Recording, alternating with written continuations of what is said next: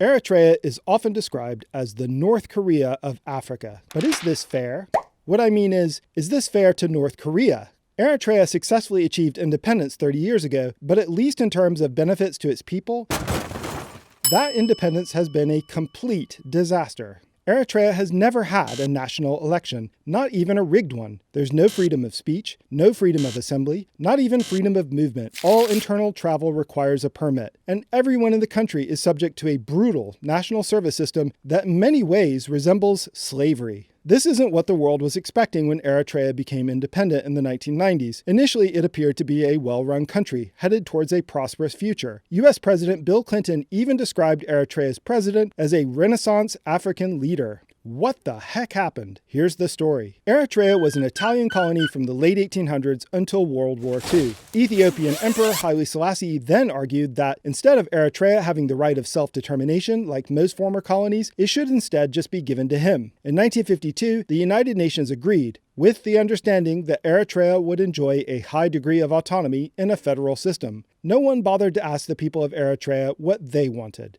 Ethiopia began violating its agreement with the UN almost immediately, and within a decade, the federal structure was abolished, and Eritrea was just another Ethiopian province. But Eritrea was very different from Ethiopia. Its people mostly speak Tigrinya, or Arabic, and resented being forced to learn Amharic, the language of government in Ethiopia. Italy's 70 years of colonial occupation also left an impact, from food to religion to architecture to the economy. In 1960, an insurgency called the Eritrean Liberation Front was formed, and in 1972 it was joined by the eventually much more successful Eritrean People's Liberation Front, or EPLF. Haile Selassie was overthrown by a Marxist military junta known as the Derg in 1974. The Derg received extensive military support from the Soviet Union, which it used to try and defeat the EPLF, but instead suffered a series of spectacular defeats. In 1991, the EPLF successfully liberated Eritrea and helped the Tigray People's Liberation Front, an allied group based in northern Ethiopia, take power in Addis Ababa. With its allies now controlling Ethiopia, Eritrea was finally able to assert its sovereignty without opposition. In a 1993 referendum, 99% of Eritreans voted for independence, and a few weeks later, it became a fully recognized member of the UN. The early years of Eritrea's independence were full of hope, and I know this firsthand because I spent 3 weeks there in 1997. I was frankly stunned by how prosperous and successful Eritrea seemed so soon after decades of war. Asmara's Liberty Avenue was lined with bustling sidewalk cafes. The cars on the streets were new, grocery stores were full of locally produced and imported foods, and everywhere I went, the people of Eritrea looked happy and talked with pride about their country. It was some of the most enjoyable time I've spent anywhere in the world, which, if I'm honest, makes what's happened to Eritrea since the 1990s so difficult to process. In 1994, a transitional National Assembly was created, which drafted a constitution and scheduled national elections for 1997. But that constitution was never enacted, and national elections have been repeatedly postponed. The usual excuse is because of a conflict with a neighboring state, and Eritrea has provoked a lot of conflicts with neighboring states. In 1995, the government instituted mandatory national service for young people, initially lasting for a year and a half. After Eritrea started a border war with Ethiopia in 1998, however, national service was extended to everyone in the country under 50, and it's open-ended. It just lasts until you're released or escape.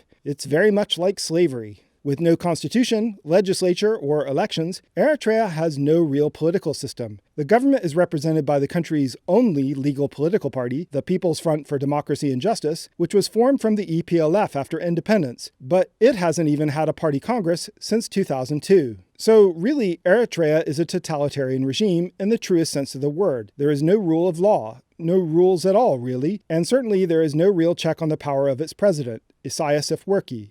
The government raises much of its money by shaking down the estimated 600,000 Eritreans living in Europe and North America. They must pay the Eritrean government a minimum of 2% of their earnings or face dire consequences, like not getting passports renewed, which could make someone effectively stateless, or their relatives back in Eritrea could face persecution. According to a Dutch policy research group, the Eritrean government regularly uses coercion and intimidation to collect an ever-increasing amount of money from Eritreans abroad. Things are so bad in Eritrea that in its 2021 report, Freedom House gave it a score of 3 out of 100. and it actually ranks last in the world, below North Korea, when it comes to civil liberties. It's hard to argue that independence has benefited the people of Eritrea in any way. They fought for their freedom for decades, and many made great sacrifices for the cause. But under the leadership of Isaias Afwerki, they have only been repaid with poverty, degradation, and enslavement.